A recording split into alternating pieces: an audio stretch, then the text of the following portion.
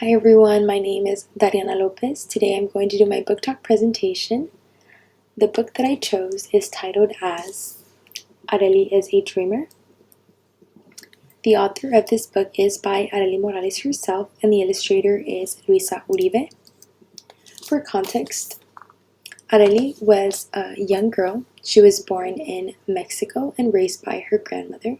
Her parents were partially out of the picture because they did move to the United States early on in an attempt to make their life better. Fortunately, Areli and her brother Alex were able to move with them a few years after, and Areli began to face many challenges as an undocumented child. She did live a restricted life, and the situation was very extreme mainly because she was very young, and so she didn't have a clear understanding of what things were really going to be like. So she did live a limited life and felt as though there was nothing going for her. Over time, she did progress in her personal journey and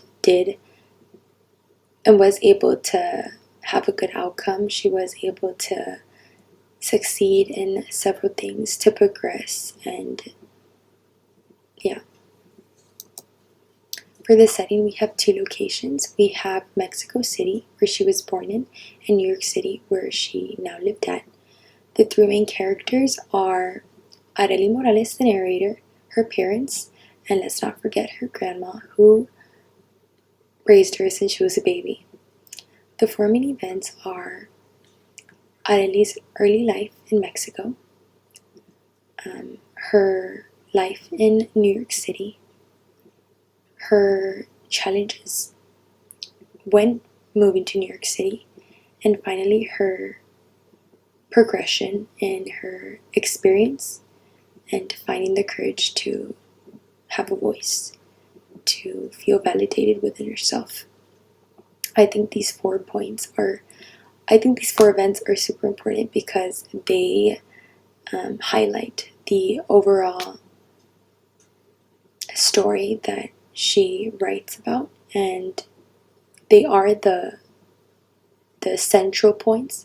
So by having those 4 points, we are able to kind of summarize the story as a whole and get that understanding without having to read the whole book, which it's still important, but we have those four main events for a reason. And for three student characteristics, we have courage, identity, and hopefulness. I chose those three because I feel that as an undocumented child, it is a very hard thing to go through, especially at such a young age that she was having to pretend that you understand while not really understanding, starting from the language barrier to like the personal circumstances that will affect someone in the long run.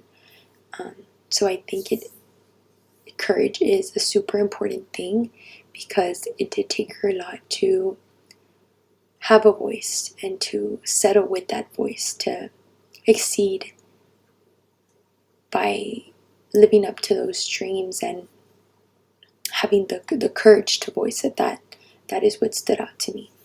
And then we have identity. I feel that whenever she was living in Mexico, she was so familiar with everything, so that when she shifted to the move, it was a huge change, and she was very young, like I keep repeating. So she was very torn in between, what should I do? Should I continue to live the lifestyle that I lived in Mexico, or should I continue to live this new life that I have to settle for? And I feel that she didn't know how to balance either or, and so she felt very torn in between. She was questioning her identity and her cultural background. Then we have hopefulness. I think that was super important because throughout her journey, she did really just hope for a good outcome to come out of it. She didn't ask for too much. She just wanted she just had a dream and she chased it, and she followed it. She followed it and she was able to exceed at it, and I think that's very admirable. Then we have the main conflict. I think the main conflict was her struggle to get used to life as an immigrant. I think I personally have never gone through that. I've been fortunate enough to not go through that, but I do have family members who are undocumented or who were, and I am aware of the adversities that they have to overcome. And so having to overcome those adversities, or having to deal with just living a restricted life, a life not with secrets, but with that risk of, you never know if you're gonna, I don't really want to get too much into detail, but to live a restricted life is, I can imagine, super difficult. And so I think she was having a hard time with it, only because she would see what other people did, or other people lived. Or, for example, her brother wasn't, he wasn't undocumented like her. So when she did move to United States as an undocumented child, it really kind of like made her reflect and question why she was undocumented. Then we have themes developed. We have family, belonging, perseverance, and dreams. I think she developed in all of these because, starting with family, she was always very family oriented, but she never had her parents face to face. And so I think when she finally did, there was no time left like to get comfortable. The comfort was already there. I think it just needed to be a face-to-face kind of thing.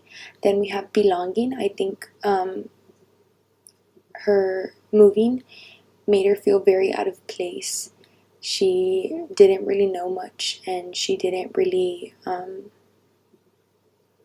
feel like she belonged, only because she was so unfamiliar with the area. Then we have perseverance, that commitment to continue going, even though she was super young and could have easily done anything or just done nothing at all. She continued to fight for her dream, to fight for her expectations, and she did succeed at them. So I think that perseverance is something that she did develop. Then we have dreams. She dreamed of life, of those opportunities that other people had, and was able to have some of her own. Then we have lesson characters learn.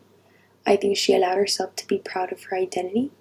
I think at first it was something that was difficult for her to adjust, to balance correctly, to manage, in other words. But I think over time she learned how to balance it, and to accept that although she was no longer gonna live how she lived in Mexico, or where she came from, she was still from that area. And so her background was from Mexico, but now she was living in New York City, and I think she learned how to balance that, if that makes sense.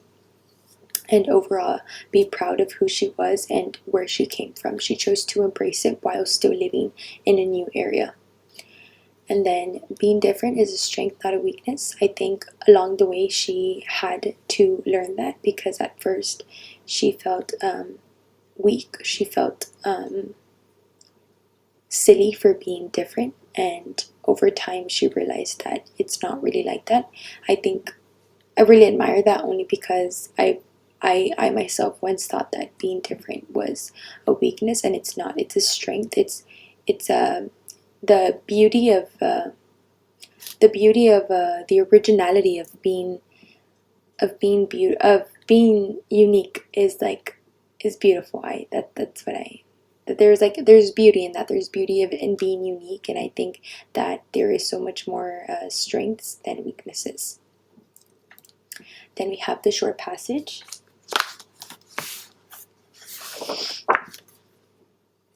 I chose this passage. I'm going to read it to you. On the boat ride back home, Areli thought about the tour guide's words. She pictured the millions of other people who had made the long journey to America and how Lady Liberty welcomed them with her shining torch. She did not feel illegal. She felt like she was part of something very big. I personally chose this passage because I think it represents her journey and how far she has gotten by saying that the Statue of Liberty welcomes them with the torch.